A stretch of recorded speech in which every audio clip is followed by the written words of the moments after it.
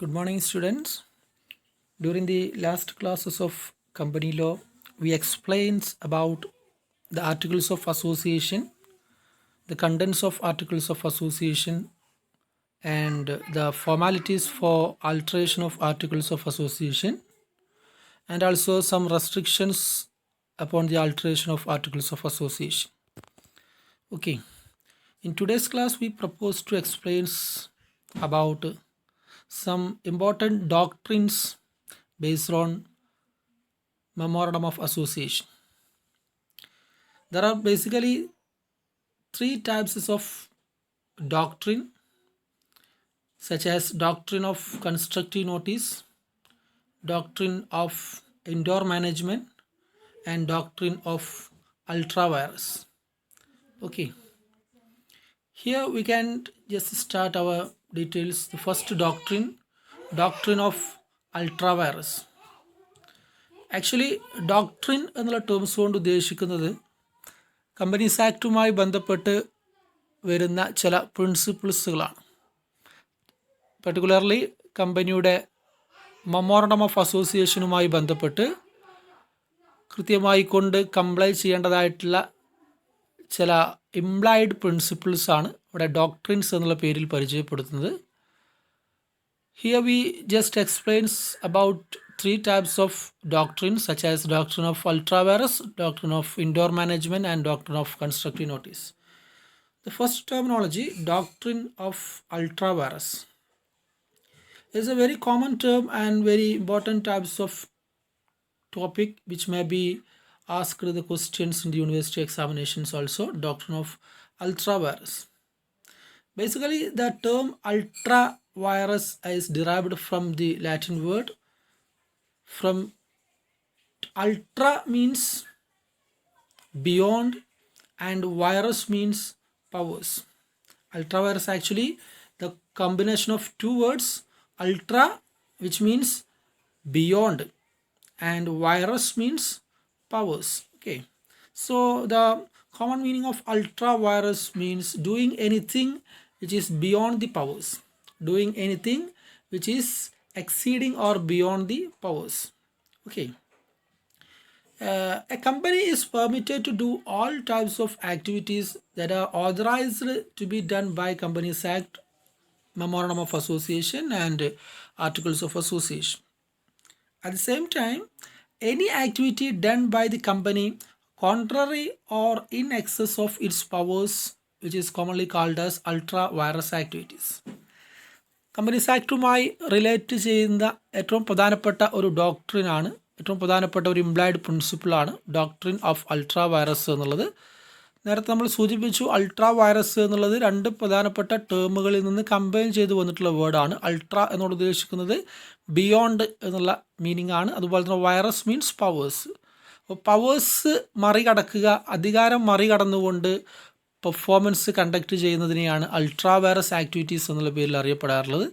കമ്പനിയെ സംബന്ധിച്ച് specifically ultra vires activities എന്നുള്ള ഉദ്ദേശിക്കുന്നത് കമ്പനിയുടെ നിയമത്തിൽ നിന്നും പെർമിറ്റബിൾ ആയിട്ടുള്ള പവേഴ്സ് മറികടന്നുകൊണ്ട് വ്യത്യസ്ത രൂപത്തിലുള്ള ആക്ടിവിറ്റീസുകൾ പെർഫോം ചെയ്ത് കഴിഞ്ഞാൽ അതിനെ അൾട്രാ വൈറസ് ആക്ടിവിറ്റീസ് എന്നുള്ള പേരിലാണ് അറിയപ്പെടുന്നത്. സോ അപ്പോൾ നാച്ചുറലി കമ്പനിയുമായി ബന്ധപ്പെട്ട റൂൾസ് എന്ന് പറയുമ്പോൾ കമ്പനീസ് ആക്റ്റുമായി ബന്ധപ്പെട്ട പവേഴ്സ്, അതുപോലെ തന്നെ കമ്പനിയുടെ രണ്ട് പ്രധാനപ്പെട്ട ഡോക്യുമെൻറ്റ്സുകളായിട്ടുള്ള മെമ്മോറണ്ടവുമായി ബന്ധപ്പെട്ട പവേഴ്സ്, ആർട്ടിക്കിൾസ് ഓഫ് അസോസിയേഷനുമായി ബന്ധപ്പെട്ട പവേഴ്സ്. അപ്പോൾ കമ്പനീസ് ആക്ടിൻ്റെയും മെമ്മോറണ്ടം ഓഫ് അസോസിയേഷൻ്റെയും ആർട്ടിക്കിൾസ് ഓഫ് അസോസിയേഷൻ്റെയും പരിധിക്ക് പുറത്തുള്ള ഏതെങ്കിലും രൂപത്തിലുള്ള ആക്ടിവിറ്റീസ് ഒരു കമ്പനി പെർഫോം ചെയ്ത് കഴിഞ്ഞാൽ അത്തരം ആക്ടിവിറ്റീസിനെ പറയുന്ന പേരാണ് അൾട്രാ വൈറസ് ആക്ടിവിറ്റീസ് എന്നുള്ള പേരിലായിട്ട് അറിയപ്പെടുന്നത്. Okay, all types of ultra vires activities should be treated as void and which has no legal effects. Ultra vires activities perform ചെയ്ത് കഴിഞ്ഞാൽ അതിൻ്റെ പ്രൈമ ഫേസിയ ലീഗൽ ഇഫക്ട്സ് എന്നുള്ളത് it should be void and no legal effects upon the company എന്നുള്ളതാണ്. Company ഏതെങ്കിലും രൂപത്തിലുള്ള performance ultra vires ആയിട്ട് perform ചെയ്ത് കഴിഞ്ഞാൽ അത് വോയിഡ് ആയിട്ടാണ് പരിഗണിക്കപ്പെടുക. കമ്പനിക്ക് അതിൽ യാതൊരു രൂപത്തിലുള്ള ലീഗൽ റെസ്പോൺസിബിലിറ്റിയും ഉണ്ടായിരിക്കുന്നതല്ല. The person or the officer or the director who conduct such type of ultra virus activity should personally responsible for such type of activity. ഏത് ഓഫീസറാണോ അല്ലെങ്കിൽ ഏത് എംപ്ലോയി ആണോ കമ്പനിക്കകത്ത് അത്തരം ഒരു അൾട്രാ വൈറസ് ആക്ടിവിറ്റീസ് പെർഫോം ചെയ്തത്, ആ ഒരു പെർട്ടിക്കുലർ പേഴ്സണാലിറ്റിക്ക് മാത്രം അല്ലെങ്കിൽ ആ ഒരു പെർട്ടിക്കുലർ ഡയറക്ടർക്ക് അല്ലെങ്കിൽ എംപ്ലോയിക്ക് മാത്രമായിരിക്കും അതിൻ്റെ റെസ്പോൺസിബിലിറ്റി. കമ്പനി ഇത്തരത്തിൽ അൾട്രാ വൈറസ് ആക്ടിവിറ്റീസ് പെർഫോം ചെയ്തതിൻ്റെ റെസ്പോൺസിബിലിറ്റി നോർമൽ കേസിൽ ഹോൾഡ് ചെയ്യുന്നതല്ല. ഓക്കെ, അപ്പോൾ നോർമൽ കേസസിൽ അൾട്രാ വൈറസ് ആക്ടിവിറ്റീസിനെ കുറച്ചുകൂടി ഡീറ്റെയിൽ ആയിട്ട് മൂന്നായിക്കൊണ്ട് നമുക്ക് ക്ലാസിഫൈ ചെയ്യാം. We can classify the ultra vires activities into 3 types. The first one, ultra virus to Companies Act, and second one, ultra virus to Memorandum of Association, and the third one, ultra virus to Articles of Association. Okay, ultra virus to Companies Act എന്നുള്ള terms കൊണ്ട് ഉദ്ദേശിക്കുന്നത് any type of activity done contrary or in excess of the scope of activities of Companies Act. Okay, companies ആക്ടിൻ്റെ നിയമത്തിൻ്റെ പരിധിക്ക് പുറത്തുള്ള ഏതെങ്കിലും രൂപത്തിലുള്ള activities perform ചെയ്ത് കഴിഞ്ഞാൽ such type of activities are commonly called as ultra vires to companies act. Okay, these types of activities should be treated as void and cannot be ratified even by a unanimous resolution passed by all the shareholders.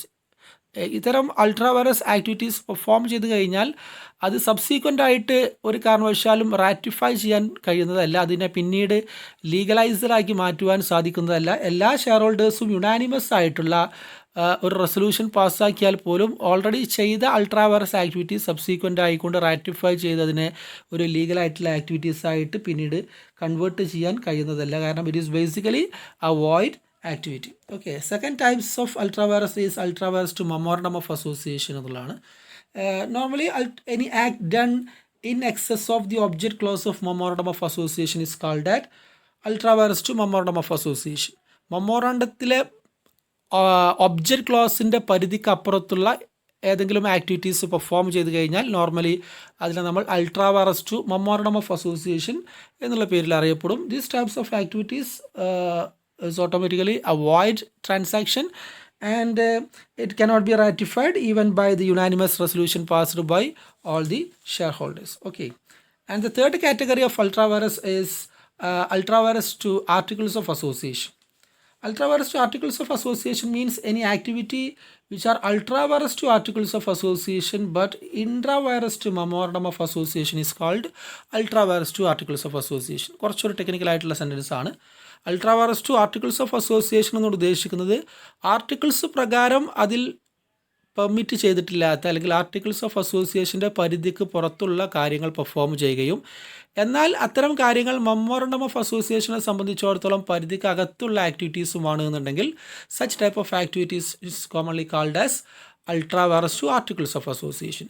ഈ ഒരു കേസസിൽ മാത്രം, ഈ മൂന്നാമത്തെ ultra vires to articles of അസോസിയേഷൻ്റെ കേസിൽ മാത്രം if unanimous resolution passed by the company in general body meeting to change such content of the articles and the company can be treated as such type of activity to be legalized. Okay, ultra virus to articles of association എന്നുള്ളത് memorandum of അസോസിയേഷനിൻ്റെ within the പെർമിറ്റബിൾ ലിമിറ്റിനുള്ളിലുള്ള കാര്യമായതുകൊണ്ട് തന്നെ അത് പിന്നീട് വേണമെങ്കിൽ ആ articles of അസോസിയേഷനിലെ ആ ഒരു particular close just alter ചെയ്യുന്നതിലൂടെ amend ചെയ്യുന്നതിലൂടെ അതൊരു ലീഗലായിട്ടുള്ള ആക്ടിവിറ്റീസ് ആയിട്ട് പിന്നീട് കൺവേർട്ട് ചെയ്തെടുക്കാനായിക്കൊണ്ട് സാധിക്കും. നോർമൽ കേസസിൽ അൾട്രാ വൈറസ് എന്നോട് ഉദ്ദേശിക്കുന്നത് കമ്പനിയുടെ അധികാര പരിധിക്ക് പുറത്തുള്ള കാര്യങ്ങൾ പെർഫോം ചെയ്യുന്നതിനെയാണ്. അധികാര പരിധിക്ക് പുറത്ത് എന്നോട് ഉദ്ദേശിക്കുന്നത് കമ്പനീസ് ആക്ട് പ്രകാരമോ അല്ലെങ്കിൽ കമ്പനിയുടെ മെമ്മോറണ്ടം ഓഫ് അസോസിയേഷൻ്റെയോ ആർട്ടിക്കിൾസ് ഓഫ് അസോസിയേഷൻ്റെയോ പവേഴ്സിൻ്റെ പുറത്ത്, പവറിൻ്റെ അപ്പുറത്ത് ഏതെങ്കിലും രൂപത്തിലുള്ള കാര്യങ്ങൾ പെർഫോം ചെയ്ത് കഴിഞ്ഞാൽ such type of activities is commonly called as ultra virus activity. Normal legal treatment of ultra virus activities is that all ultra virus activities should be treated as void and which cannot be ratified even by the unanimous resolution passed in the general body. Okay, and there are some kind of legal effects to ultra virus activities.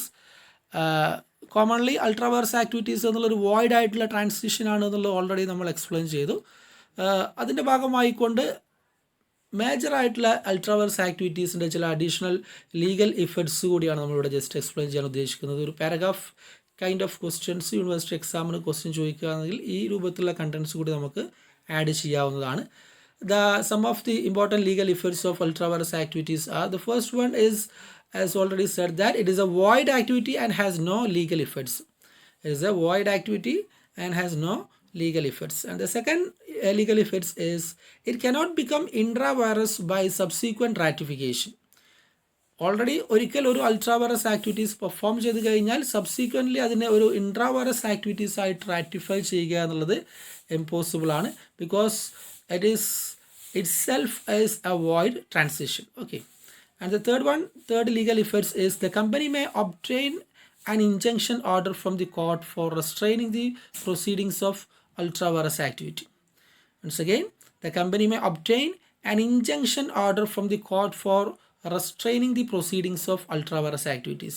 Ultra virus activities ഏതെങ്കിലും ഒരു കമ്പനിക്കകത്ത് perform ചെയ്യുന്നതിൽ നിന്നും കമ്പനിയെ ഒരു തടയുന്നതിന് വേണ്ടിയിട്ട്, കമ്പനിയെ കൃത്യമായി കൊണ്ട് തടഞ്ഞു നിർത്തുന്നതിന് വേണ്ടിയിട്ട് കോടതിയിൽ പോയിട്ട് ഒരു ഇൻജങ്ഷൻ ഓർഡർ കൃത്യമായി കൊണ്ട് നമുക്ക് ക്യാപ്ചർ ചെയ്യാവുന്നതാണ്, കമ്പനിയെ സംബന്ധിച്ചിടത്തോളം ക്യാപ്ചർ ചെയ്യാവുന്നതാണ്. And the fourth legal effects, the directors of company are personally liable to the company for the performance of ultra vires activities. ഏതെങ്കിലും ഒരു പർട്ടിക്കുലർ കമ്പനിക്കകത്ത് അൾട്രാ വൈറസ് ആക്ടിവിറ്റീസ് പെർഫോം ചെയ്ത് കഴിഞ്ഞാൽ ഞാൻ നേരത്തെ സൂചിപ്പിച്ചു അതിന് യാതൊരു തരത്തിലുള്ള ലീഗൽ ഇഫക്ട്സും ഉണ്ടായിരിക്കുന്നതല്ല, അതുകൊണ്ട് തന്നെ കമ്പനിക്ക് അതിൽ റെസ്പോൺസിബിലിറ്റി ഉണ്ടായിരിക്കുന്നതല്ല. At the same time the directors of company are personally liable for the performance of this such type of ultra virus activities. And the last legal effects, the directors of company are also personally responsible to the third parties. ഏതെങ്കിലും ഒരു particular third പാർട്ടീസുമായിട്ടാണ് നമ്മൾ ultra vires activities perform ചെയ്തത് എന്നുണ്ടെങ്കിൽ already കമ്പനിക്ക് നഷ്ടപരിഹാരം കൊടുക്കുന്നത് പോലെ തന്നെ ആ ഒരു കൺസേൺഡ് തേർഡ് പാർട്ടിക്ക് ആ ട്രാൻസാക്ഷൻ നടക്കാത്തത് മൂലം ഏതെങ്കിലും രൂപത്തിലുള്ള ഡാമേജസ് ഉണ്ടായിക്കഴിഞ്ഞാൽ അതിൻ്റെ റെസ്പോൺസിബിലിറ്റി കൂടി ഈ കൺസേൺഡ് ഡയറക്ടർ പേഴ്സണലി ഹോൾഡ് ചെയ്യേണ്ടതായിട്ട് വരും. So these are the legal effects of ultra virus activities. Okay, so this is the first doctrine of ultra virus activities, and the second type of doctrine is doctrine of constructive notice. Actually ഒരു notice എന്നുള്ള terms കൊണ്ട് ഉദ്ദേശിക്കുന്നത് ഒരു particular matter ഏതെങ്കിലും ഒരു particular ഓഡിയൻസിനെ അല്ലെങ്കിൽ group of ഓഡിയൻസിനെ അല്ലെങ്കിൽ ഒരു ഇൻഡിവിജ്വലിനെ അല്ലെങ്കിൽ ഒരു പെർട്ടിക്കുലർ ഓഫീസറെ ഇൻഫോം ചെയ്യുന്നതിന് വേണ്ടിയിട്ടാണ് നമ്മൾ നോട്ടീസ് ഇഷ്യൂ ചെയ്യപ്പെടാറ്, അല്ലേ? ഈ നോട്ടീസ് തന്നെ രണ്ട് രൂപത്തിൽ നമുക്ക് പെർഫോം ചെയ്യാൻ സാധിക്കും. ആക്ച്വൽ നോട്ടീസ് എന്നുള്ള പേരിലും അതുപോലെ തന്നെ കൺസ്ട്രക്റ്റീവ് നോട്ടീസ് എന്നുള്ള പേരിലും. ഇവിടെ ആക്ച്വൽ നോട്ടീസ് എന്നുള്ള ഉദ്ദേശിക്കുന്നത് ഏത് പർട്ടിക്കുലർ ഇൻഡിവിജ്വലിനെയാണോ അല്ലെങ്കിൽ ഓഫീസറെയാണോ അല്ലെങ്കിൽ ഗ്രൂപ്പ് ഓഫ് പേഴ്സൺസിനെയാണോ നമ്മൾ ഇൻഫോം ചെയ്യാൻ, ഒരു പർട്ടിക്കുലർ മാറ്റർ ഇൻഫോം ചെയ്യാൻ ഉദ്ദേശിക്കുന്നത്, ആ ഒരു വ്യക്തിയെ അല്ലെങ്കിൽ ഗ്രൂപ്പ് ഓഫ് ഇൻഡിവിജ്വൽസിനെ രേഖാമൂലം ആ ഒരു ഇൻഫർമേഷൻ നേരിട്ട് അറിയിക്കുന്നതിന് നമ്മൾ ആക്ച്വൽ നോട്ടീസ് എന്ന് പറയും.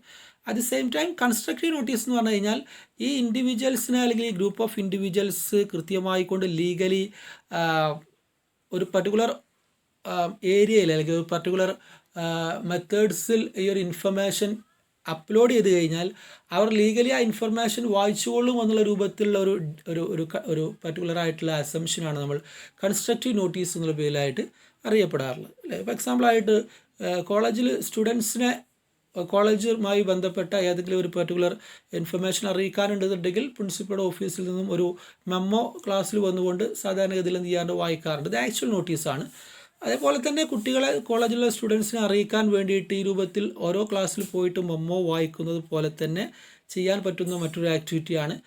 സ്റ്റുഡൻസിനെ ഇൻഫോം ചെയ്യാൻ ഉദ്ദേശിക്കുന്ന കാര്യം കോളേജിൻ്റെ ഒഫീഷ്യൽ നോട്ടീസ് ബോർഡിൽ അപ്ലോഡ് ചെയ്യുക അല്ലെങ്കിൽ ഒഫീഷ്യൽ നോട്ടീസ് ബോർഡിൽ അഫിക്സ് ചെയ്യുക എന്നുള്ളത്. അപ്പോൾ നോട്ടീസ് ബോർഡിൽ ഒരു ഫോർമലായിട്ടുള്ള ഇൻഫർമേഷൻ നോട്ടീസ് നമ്മൾ കൃത്യമായി കൊണ്ട് അഫിക്സ് ചെയ്ത് കഴിഞ്ഞാൽ സ്റ്റുഡൻസിൻ്റെ റെസ്പോൺസിബിലിറ്റിയാണ് നോട്ടീസ് ബോർഡ് കൃത്യമായി കൊണ്ട് ശ്രദ്ധിച്ച് അതിലേതെങ്കിലും രൂപത്തിൽ ഒഫീഷ്യലായിട്ടുള്ള മാറ്റർ ഉണ്ടെങ്കിൽ അത് കൃത്യമായി കൊണ്ട് അതിനെ സംബന്ധിച്ച് ബോധേഡാവുക എന്നുള്ളത്. ഓക്കെ, അപ്പോൾ ക്ലാസ്സിൽ പോയി നേരിട്ട് സ്റ്റുഡൻസിന് ഇൻഫർമേഷൻ അറിയിക്കുക എന്നുണ്ടെങ്കിൽ അത് നമ്മൾ ആക്ച്വൽ നോട്ടീസാണ്. അതേസമയം കോളേജിലെ ഔദ്യോഗിക നോട്ടീസ് ബോർഡിൽ ഇൻഫർമേഷൻ നമ്മൾ അഫിക്സ് ചെയ്ത് കഴിഞ്ഞാൽ അത് കുട്ടികൾ വായിച്ചിട്ടുണ്ടാകും അല്ലെങ്കിൽ വായിച്ചിട്ടുണ്ട് എന്നുള്ള രൂപത്തിൽ നമുക്ക് വ്യാഖ്യാനിക്കാൻ വേണ്ടി സാധിക്കും. ഇതാണ് നമ്മൾ കൺസ്ട്രക്റ്റീവ് നോട്ടീസ് എന്നുള്ള ഉദ്ദേശിച്ചത്. കമ്പനിയെ സംബന്ധിച്ചിടത്തോളം ഡോക്ട്രിൻ ഓഫ് കൺസ്ട്രക്റ്റീവ് നോട്ടീസ് എന്നുള്ള ഡീറ്റെയിൽസ് ശ്രദ്ധിക്കുക.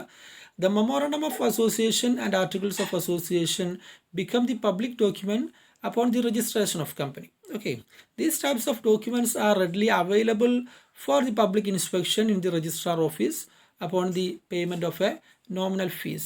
നമ്മൾ ഓൾറെഡി എക്സ്പ്ലെയിൻ ചെയ്തതാണ്. കമ്പനിയുടെ രജിസ്ട്രേഷൻ്റെ സമയത്ത് നമ്മൾ പ്രൊവൈഡ് ചെയ്യപ്പെടുന്ന അപ്ലോഡ് ചെയ്യുന്ന ഇൻഫർമേഷനാണ് കമ്പനിയുടെ മെമ്മോറണ്ടം ഓഫ് അസോസിയേഷനും ആർട്ടിക്കിൾസ് ഓഫ് അസോസിയേഷനും. അത് പരിശോധിച്ച് കമ്പനിക്ക് രജിസ്ട്രേഷൻ കിട്ടുന്നതോടുകൂടി നമ്മുടെ കമ്പനിയുടെ മെമ്മോറണ്ടം ഓഫ് അസോസിയേഷനും ആർട്ടിക്കിൾസ് ഓഫ് അസോസിയേഷനും ഒരു പബ്ലിക് ഡോക്യുമെൻ്റ് ആയിട്ട് മാറും. പബ്ലിക് ഡോക്യുമെൻ്റ് എന്നോട് ഉദ്ദേശിക്കുന്നത് ഏത് വ്യക്തികൾക്ക് വേണമെന്നുണ്ടെങ്കിലും ഒരു റിക്വസ്റ്റ് എഴുതി കൊടുത്തു കഴിഞ്ഞാൽ, രജിസ്ട്രാർ ഓഫീസിൽ പോയിട്ട് റിക്വസ്റ്റ് എഴുതി കൊടുത്തു കഴിഞ്ഞാൽ ഏത് കമ്പനിയുടെയും മെമ്മോറണ്ടം ഓഫ് അസോസിയേഷനോ ആർട്ടിക്കിൾസ് ഓഫ് അസോസിയേഷനോ നമുക്ക് വായിക്കാൻ വേണ്ടി അതിൻ്റെ കോപ്പി അവിടുന്ന് അവൈലബിൾ ആവും. ഓക്കെ, അപ്പോൾ ഈ രീതിയിൽ രജിസ്ട്രേഷൻ നടക്കുന്നതോടുകൂടി, ഒരു കമ്പനിയുടെ രജിസ്ട്രേഷൻ കഴിയുന്നതോടുകൂടി അതിൻ്റെ മെമ്മോറണ്ടം ഓഫ് അസോസിയേഷനും ആർട്ടിക്കിൾസ് ഓഫ് അസോസിയേഷനും should became as A public document and any person who interested to deals with the company is readily available such type of memorandum of association and articles of association of that company upon the payment of a nominal fee. So doctrine of constructive notice എന്നോട് ഉദ്ദേശിക്കുന്നത് last paragraph ശ്രദ്ധിക്കുക. Every person who deals with the company is deemed to know the contents of memorandum of association and articles of association. It is called as doctrine of constructive notice. ഇതൊരു assumption ആണ്, അല്ലെങ്കിൽ ഒരു deemed ആണ്, ഒരു അസംഷനിങ് ആണ് സംഭവം. Every person who deals with the company is deemed to know the contents of MOA and AOA. കമ്പനിയുമായി transaction നടത്താൻ വരുന്ന, കമ്പനിയുമായി ഏതെങ്കിലും രൂപത്തിലുള്ള ബിസിനസ് ട്രാൻസാക്ഷനോ ബിസിനസ് ഡീലിങ്സോ നടത്തുവാൻ താല്പര്യത്തോടു കൂടി വരുന്ന എല്ലാവരും കമ്പനിയുടെ മെമ്മോറണ്ടം ഓഫ് അസോസിയേഷനും ആർട്ടിക്കിൾസ് ഓഫ് അസോസിയേഷനും വായിച്ചിട്ടാണ് വരുന്നത്. മെമ്മോറണ്ടവും ആർട്ടിക്കിൾസ് ഓഫ് അസോസിയേഷൻ്റെ കണ്ടൻറ്റ് കൃത്യമായി കൊണ്ട് റീഡ് ചെയ്ത് അത് മനസ്സിലാക്കിയിട്ടാണ് വരുന്നത് എന്ന് കരുതാനുള്ള, ആ രീതിയിൽ വിശ്വസിക്കാനുള്ള ഒരു അധികാരം അല്ലെങ്കിൽ ഒരു അവകാശം കമ്പനിയെ സംബന്ധിച്ചിടത്തോളം ഉണ്ടാവും. ഇങ്ങനെ പറയാനുള്ള കാരണം, കമ്പനിയുമായി ഏതെങ്കിലും രൂപത്തിലുള്ള ഡീലിങ്സ് നടത്താൻ വന്നതിന് ശേഷം അത്തരമൊരു ആക്ടിവിറ്റീസ്, സപ്പോസ് അതൊരു അൾട്രാ വൈറസ് ആക്ടിവിറ്റീസ് ആയിരുന്നു എന്നുണ്ടെങ്കിൽ കമ്പനിക്കെതിരെ ആ ഒരു പർട്ടിക്കുലർ പാർട്ടിക്ക് നോർമൽ കേസിൽ കേസ് കൊടുക്കാൻ വേണ്ടി പറ്റില്ല. കാരണം ട്രാൻസാക്ഷൻ കമ്പനിയുമായി നടത്താൻ വരുന്ന ആളുകൾ കമ്പനിയുടെ മെമ്മോറണ്ടവും ആർട്ടിക്കിൾസും വായിച്ചിട്ടാണ് വരേണ്ടതായിട്ടുള്ള, അങ്ങനെ വായിക്കാൻ ആവശ്യമായിട്ടുള്ള എല്ലാ ക്രമീകരണങ്ങളും ഇത് രജിസ്ട്രാർ ഓഫീസിൽ പോയി കഴിഞ്ഞാൽ അവർക്ക് ഈസിലി അവൈലബിൾ ആകാൻ കിട്ടുന്ന ഒരു ഡോക്യുമെൻറ്റ്സ്. അതുകൊണ്ട് തന്നെ കമ്പനിയെ സംബന്ധിച്ചിടത്തോളം ഒരു ഡോക്ടറിനാണ് ഡോക്ട്രിൻ ഓഫ് കൺസ്ട്രക്റ്റീവ് നോട്ടീസ് എന്നുള്ളത്. ഏതെങ്കിലും ഒരു പർട്ടിക്കുലർ കമ്പനിയുമായി ട്രാൻസാക്ഷൻ നടത്താൻ വരുന്ന ആളുകൾ കമ്പനിയുടെ മെമ്മോറണ്ടവും ആർട്ടിക്കിൾസും വായിച്ചിട്ട് അത് കൃത്യമായിട്ട് അറിഞ്ഞിട്ട് തന്നെയാണ് വരുന്നത് എന്ന് കരുതാനുള്ള കമ്പനിയുടെ അവകാശത്തെയാണ് ഡോക്ട്രിൻ ഓഫ് കൺസ്ട്രക്റ്റീവ് നോട്ടീസ് എന്നുള്ള പേരിലായിട്ട് അറിയപ്പെടുന്നത്. അതിൻ്റെ മറ്റൊരു explanation. Any person who has contracted with the company cannot plead subsequently that he did not have knowledge as to the contents of memorandum of association and articles of association. കമ്പനിയുമായി transaction നടത്താൻ വരുന്ന ആളുകൾ പിന്നീട് പറയാൻ പാടില്ല എന്ത്, ഞങ്ങൾ കമ്പനിയുടെ articles of association memorandum of അസോസിയേഷൻ്റെയും ഡീറ്റെയിൽസ് ഈ രൂപത്തിലാണ് എന്ന് അറിഞ്ഞിട്ടില്ലായിരുന്നു എന്ന് സബ്സീക്വൻ്റ് ആയിട്ട് പിന്നീട് പ്ലീഡ് ചെയ്യാനുള്ള, പിന്നീട് വാദിക്കാനുള്ള ഒരു അധികാരം ആ പാർട്ടിയെ സംബന്ധിച്ചിടത്തോളം ഉണ്ടായിരിക്കുന്നതല്ല. കാരണം അവരത് വായിച്ചിട്ടാണ് വരേണ്ടത്, അങ്ങനെ വായിച്ചിട്ടാണ് വന്നിട്ടുള്ളത് എന്ന് താൽക്കാലികമായി കൊണ്ട് കരുതാനുള്ള കമ്പനിയുടെ അവകാശത്തെയാണ് ഡോക്ട്രിൻ ഓഫ് കൺസ്ട്രക്റ്റീവ് നോട്ടീസ് എന്നുള്ള പേരിൽ അറിയപ്പെടുന്നത്. ഓക്കെ, നെക്സ്റ്റ് ടെർമിനോളജിയാണ് അടുത്ത തേർഡ് ടൈപ്സ് ഓഫ് ഡോക്ട്രിൻ ആണ് ഡോക്ട്രിൻ ഓഫ് ഇൻഡോർ മാനേജ്മെൻറ്റ് എന്നുള്ളത്. It is a extension of doctrine of constructive notice also. Constructive നോട്ടീസിൻ്റെ തന്നെ ഒരു കണ്ടിന്യൂഷൻ ആയിട്ട് വരുന്ന മറ്റൊരു തേർഡ് ടൈപ്പ് ഓഫ് ഡോക്ട്രിൻ ആണ് doctrine of indoor management. Okay, as per this doctrine, the outsiders who deals with the company is presumed to know the constitution and bylaw of the company, but not expected to know its internal operation within the company. നമ്മൾ നേരത്തെ doctrine of constructive നോട്ടീസിൽ discuss ചെയ്തു. Every person who deals with the company is presumed to know the content of articles of association and memorandum of association എന്നുള്ളത്. കമ്പനിയുമായി dealings നടത്താൻ വരുന്ന എല്ലാ ആളുകളും കമ്പനിയുടെ ആർട്ടിക്കിൾസ് ഓഫ് അസോസിയേഷനും മെമ്മോറണ്ടം ഓഫ് അസോസിയേഷനും വായിച്ച് അതിലെ കാര്യങ്ങൾ അറിഞ്ഞിട്ടാണ് വരുന്നത് എന്നുള്ളത് കരുതാനുള്ള അധികാരം കമ്പനിക്ക് ഉണ്ട് എന്നുള്ളത് നേരത്തെ നമ്മൾ കൺസ്ട്രക്റ്റീവ് നോട്ടീസ് എന്നുള്ള ഡോക്ടറുമായി ബന്ധപ്പെട്ട് ഡിസ്കസ് ചെയ്തു അല്ലേ. അങ്ങനെ കരുതാനുള്ള അധികാരം കമ്പനിക്ക് ഉണ്ടാവുമ്പോൾ തന്നെ ഈ third parties such type of activities as internally operated within the company എന്നുള്ളത് അഷ്വർ ചെയ്യാനുള്ള റെസ്പോൺസിബിലിറ്റി തേർഡ് പാർട്ടിയെ സംബന്ധിച്ചിടത്തോളം ഉണ്ടായിരിക്കുന്നതല്ല എന്നുള്ള പ്രിൻസിപ്പിളാണ് ഡോക്ട്രിൻ ഓഫ് ഇൻഡോർ മാനേജ്മെൻറ്റ് എന്ന് ഉദ്ദേശിക്കുന്നത്.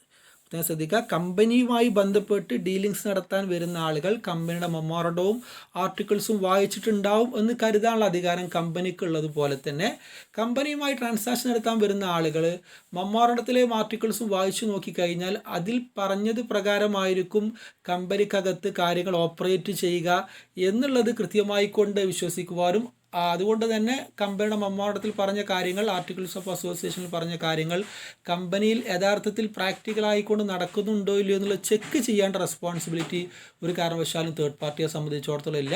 അവരെ സംബന്ധിച്ചിടത്തോളം മെമ്മോറണ്ടം ഓഫ് അസോസിയേഷനും ആർട്ടിക്കിൾസ് ഓഫ് അസോസിയേഷനും വായിച്ച് അത് കമ്പനിയെ സംബന്ധിച്ചിടത്തോളം പെർമിറ്റബിൾ ആയിട്ടുള്ള ആക്ടിവിറ്റീസ് ആണെന്നുണ്ടെങ്കിൽ അവർക്ക് ഈസി ആയിട്ട് ആ പർട്ടിക്കുലർ കമ്പനിയുമായിട്ട് ട്രാൻസാക്ഷനിൽ ഏർപ്പെടാവുന്നതാണ്.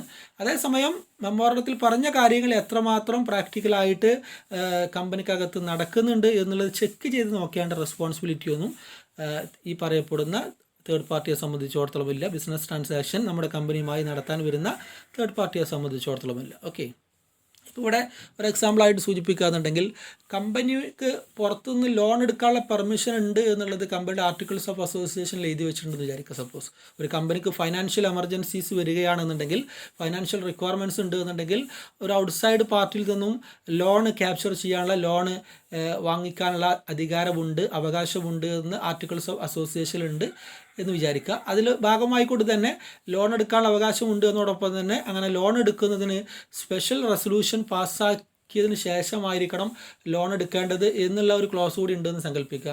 ഒരു കമ്പനിക്ക് പുറമേ നിന്ന് പണത്തിന് ആവശ്യം വരികയാണെന്നുണ്ടെങ്കിൽ ബാങ്കിൽ നിന്നോ മറ്റു ഫൈനാൻഷ്യൽ ഓർഗനൈസേഷനിൽ നിന്നോ ലോൺ എടുക്കാനുള്ള പെർമിഷൻ ഉണ്ട്.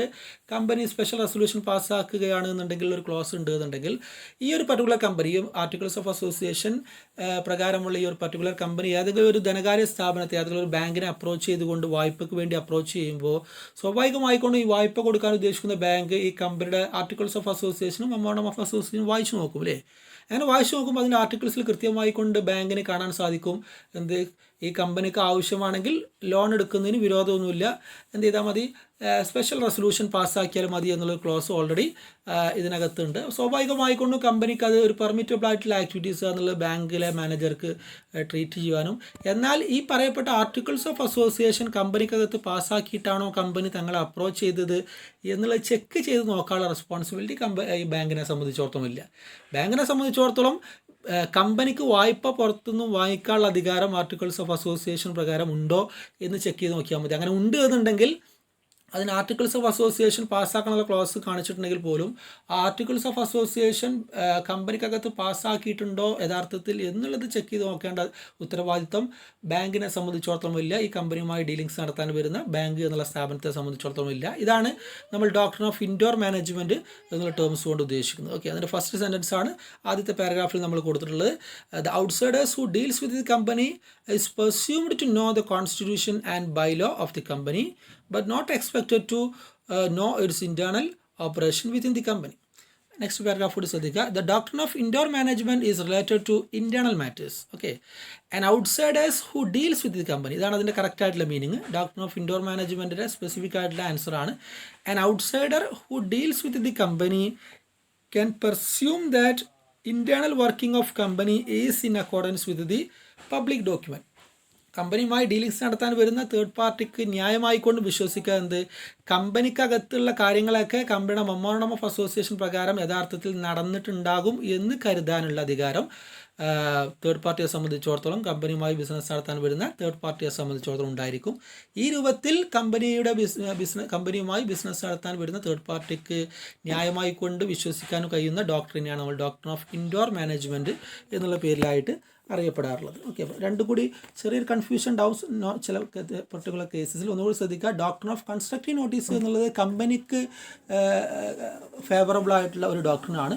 കമ്പനിയുമായി ഡീലിങ്സ് നടത്താൻ വരുന്ന എല്ലാ തേർഡ് പാർട്ടിയും കമ്പനിയുടെ പ്രധാനപ്പെട്ട ഡോക്യുമെൻറ്റ്സ് ആയിട്ടുള്ള മെമ്മോറണ്ടം ഓഫ് അസോസിയേഷനും ആർട്ടിക്കിൾസ് ഓഫ് അസോസിയേഷനും കൃത്യമായിട്ട് വായിച്ചു മനസ്സിലാക്കിയിട്ടാണ് വരുന്നത് എന്ന് കരുതാനുള്ള കമ്പനിയുടെ അവകാശത്തെയാണ് ഡോക്ട്രിൻ ഓഫ് കൺസ്ട്രക്റ്റീവ് നോട്ടീസ് എന്നുള്ള പേരിൽ അറിയപ്പെടുന്നത്. At the same time doctrine of indoor management എന്നുള്ളത് കുറച്ചുകൂടി കമ്പനിയുമായി ട്രാൻസാക്ഷൻ നടത്താൻ വരുന്ന തേർഡ് പാർട്ടിക്ക് ഫേവറബിൾ ആയിട്ടുള്ള ഡോക്ട്രിനാണ്. ഈ ഡോക്ട്രിൻ ഓഫ് ഇൻഡോർ മാനേജ്മെൻറ്റ് പ്രകാരം കമ്പനിക്കകത്തുള്ള എല്ലാ കാര്യങ്ങളും കമ്പനിയുടെ മെമ്മോറണ്ടം ഓഫ് അസോസിയേഷനിലും ആർട്ടിക്കിൾസ് ഓഫ് അസോസിയേഷനിലും പറഞ്ഞ രൂപത്തിൽ തന്നെ കമ്പനിക്കകത്ത് കാര്യങ്ങളൊക്കെ നടക്കുന്നുണ്ട് എന്ന് കൃത്യമായി കൊണ്ട് സ്വന്തം നിലക്ക് വിചാരിക്കാനുള്ള അധികാരം തേർഡ് പാർട്ടിക്ക് കൊടുക്കുന്നതിനാണ് ഇൻഡോർ മാനേജ്മെൻറ്റ് എന്ന് ഉദ്ദേശിക്കുന്നത്. അങ്ങനെ വിചാരിക്കുന്നതോടൊപ്പം തന്നെ അത് നടക്കുന്നുണ്ടോ അല്ലെങ്കിൽ അത് കൃത്യമായി കൊണ്ട് സ്ഥാപനത്തിനകത്ത് നടത്തിയിട്ടുണ്ടോ എന്ന് ചെക്ക് ചെയ്ത് നോക്കേണ്ട റെസ്പോൺസിബിലിറ്റി ഈ പറയപ്പെടുന്ന ബിസിനസ് നടത്താൻ വരുന്ന തേർഡ് പാർട്ടിക്കില്ല എന്നുള്ളത് കൂടി ഇതിൻ്റെ ഭാഗമായിക്കൊണ്ട് മനസ്സിലാക്കി വെക്കുക. ഓക്കെ, ലാസ്റ്റ് പാരഗ്രാഫ് ആ ഒരു സെൻറ്റൻസ് ആണ് പറയുന്നത്. The outsider person who deals with the company is not bound to inquire about the irregularity of internal proceedings within the company. Okay, so these are the three types of doctrines based on the company. Doctrine of ultra vires already സൂചിപ്പിച്ചു നമ്മൾ. കമ്പനിയുടെ memorandum of അസോസിയേഷൻ്റെയും articles of അസോസിയേഷൻ്റെയും അധികാര പരിധിക്ക് പുറത്തുള്ള ആക്ടിവിറ്റീസിനെയാണ് നമ്മൾ അൾട്രാവൈറസ് ആക്ടിവിറ്റീസ് എന്നുള്ള പേരിൽ അറിയപ്പെടാറുള്ളത്.